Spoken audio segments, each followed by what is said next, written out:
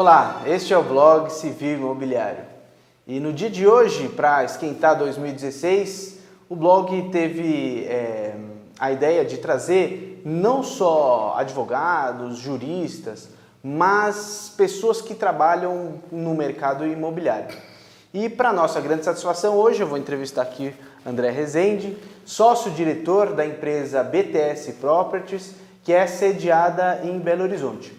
A empresa BTS, principalmente o nosso interesse, é uma empresa que realiza muitas operações de build-to-suit. Um contrato que a gente já teve alguma explicação aqui no blog. O interesse de trazer aqui o André é justamente para entender um pouco mais do BTS. Mas para isso, André, eu quero começar perguntando o que é a BTS Properties, qual foi a ideia de criação dessa empresa e qual o principal ramo de atuação de vocês? Entendi. A BTS Properties, como o próprio nome diz, né? BTS são as iniciais de Build Suit. É uma empresa criada para a realização de investimentos imobiliários, comerciais, industriais e logísticos na modalidade Build Suit.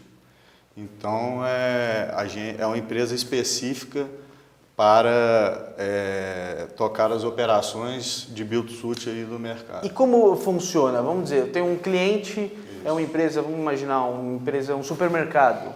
Ele pretende ter uma instalação num determinado terreno, ele procura a BTS, quem faz a aquisição? Vocês trabalham só na construção, na aquisição também? Não, a gente desenvolve todo o processo, desde do entendimento da demanda de crescimento do cliente. A gente faz um trabalho de achar as localizações ideais para o desenvolvimento da atividade dele.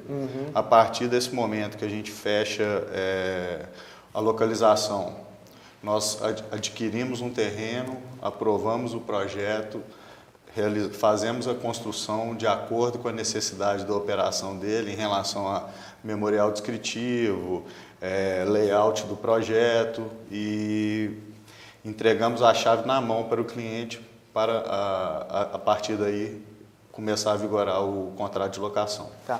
E na realidade, por que as empresas cada vez mais procuram realizar o build-to-suit? Porque eu me lembro que, num passado não tão distante, as empresas gostavam de dizer sede própria, porque ter a propriedade onde você estava localizado, onde você exercia a sua atividade, era justamente até uma segurança. Mas eu vejo hoje em dia uma tendência das empresas de desmobilização do seu capital imobiliário, né? As empresas não pretendem mais, não querem mais serem proprietárias dos seus próprios imóveis. Elas preferem realizar contratos build-to-suit. E quais as vantagens? Por que você acha que as empresas procuram cada vez mais firmar esse tipo de contrato? Eu acredito que por dois principais pontos. Primeiro, que a empresa, muitas vezes, o negócio dela não está vinculado à construção civil, ao mercado imobiliário. Então, ela procura focar na atividade dela. Certo. E a gente que tem esse know-how de construção e o know-how do processo como um todo, fica a nosso cargo essas questões. Entendi.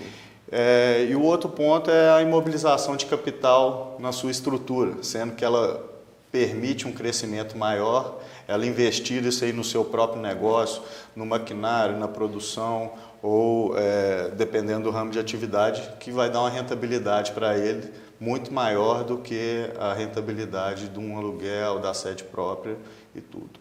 E fora isso, a questão tributária também, porque no contrato de locação, o aluguel entra como despesa no balanço. Despesa operacional. Exatamente. Então, ele não fica com capital imobilizado e tem, fora isso, alguns benefícios tributários. Então, para a empresa, vamos imaginar uma empresa, como a gente estava dando o exemplo, uma empresa de supermercado, que não tem esse know-how, não tem no seu objeto social as atividades de construção, e ela não quer gastar na aquisição de um terreno, não quer gastar na construção, ela deixa isso tudo ao cargo da BTS, que possui esse know-how específico, e para a BTS também chega a ser um investimento, porque você vai ter uma empresa, um porte normalmente grande, e os contratos eles são normalmente longos, né? Quantos anos?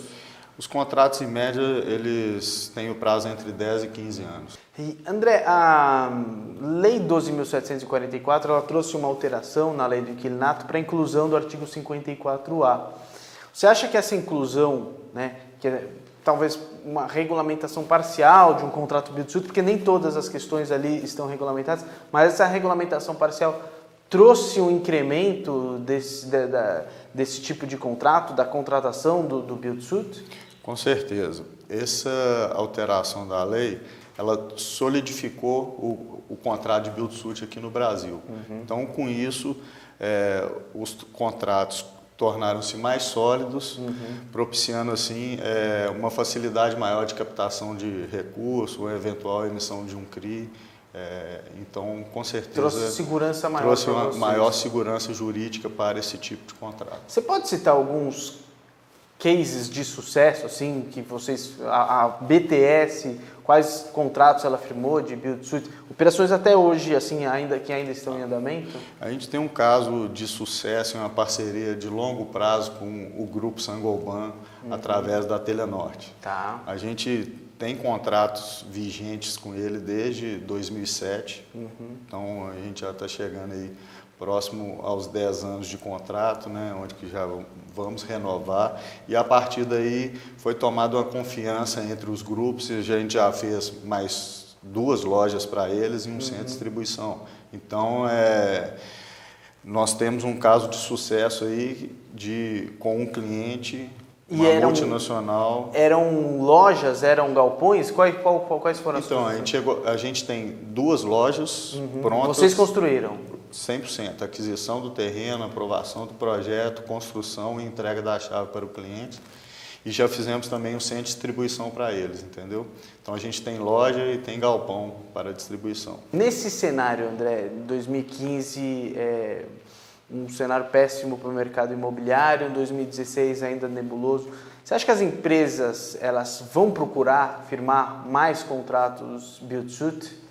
Então, as empresas que buscam o contrato de build-to-suit, né, muitas vezes são empresas de grande porte e muitas vezes de atuação não só nacional, né? Então, o contrato de build-to-suit, uma empresa não entra no país pensando assim em atuar nos próximos 2 ou 3 anos. Certo. Então, eles sabem que vão passar por períodos, principalmente no Brasil, que tem uma economia instável, que vai estar positivo ou negativo, né, o mercado, vamos falar assim.